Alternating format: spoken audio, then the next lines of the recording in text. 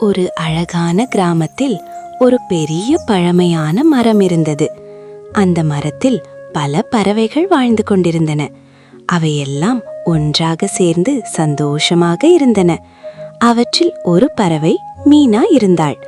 அவள் மிகவும் நல்ல மனசு கொண்டவள். எப்போதும் மற்ற பறவைகளுக்கு உதவி செய்வாள். ஒரு அழகான காலை பொழுதில் சூரியன் மெதுவாக உதயமாகிக் கொண்டிருந்தான். மீனா தனது கூண்டில் அமைதியாக உட்கார்ந்திருந்தாள். அப்போது அவள் ஒரு அழகான முட்டை வைத்தாள். ஆனால் அது சாதாரண முட்டை இல்லை, அது முழுக்க பொன்னால் பிரகாசித்தது. மீனா மிகவும் அதிர்ச்சியடைந்தாள்.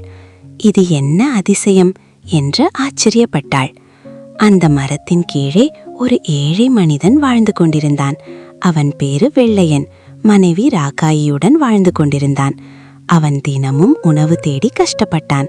அந்த நேரம் அங்க வந்த கந்து வட்டிக்காரன் சோமையா, இங்க பாரு வெள்ளையா, இன்னும் 10 நாளில நீ வாங்கின காசை திருப்பி தரலனா உன்னோட இந்த வீட்டையும் வெள்ளாம நிலத்தையும் வாங்கின கடனுக்கு என்னோட பேருக்கு மாத்தி கொடுத்துடு. ஐயா, 10 நாளில எப்படி திருப்பி கொடுக்க முடியும்? இந்த வருஷம் வெள்ளாமையும் நஷ்டத்துல போயிடுச்சு. கொஞ்சம் பெரிய மனசு வையுங்க. வெறும் மனசை வச்சு நான் எப்படி பொழைக்க முடியும்? முடிஞ்சா காசை கொடு, இல்லனா உன்னோட இடத்தை கொடு சொல்லிட்டு போனான்.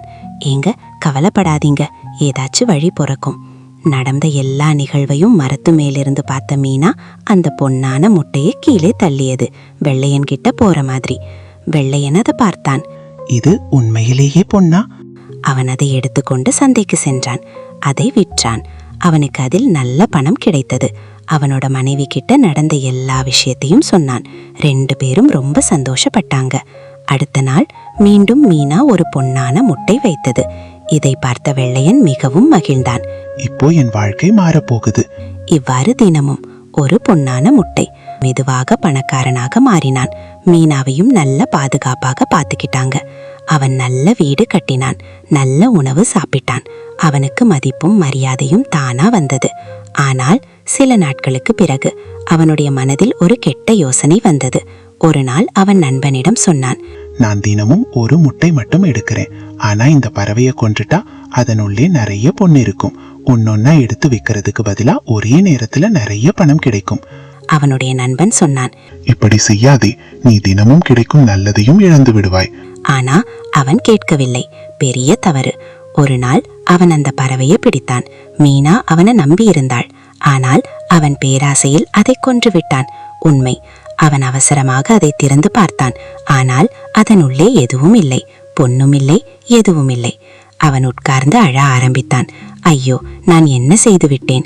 என்னோட பேராசையால் எல்லாத்தையும் இழந்துட்டேனே. இப்போது அவனிடம் மீனாவும் இல்லை, பொன்னும் இல்லை. அவன் மீண்டும் ஏழையாகிவிட்டான். நண்பர்களே, பேராசை பேராபத்து. அதிக ஆசை நஷ்டத்தை தரும். கிடைத்ததை மதிக்க கற்றுக்கொள்ளுங்கள்.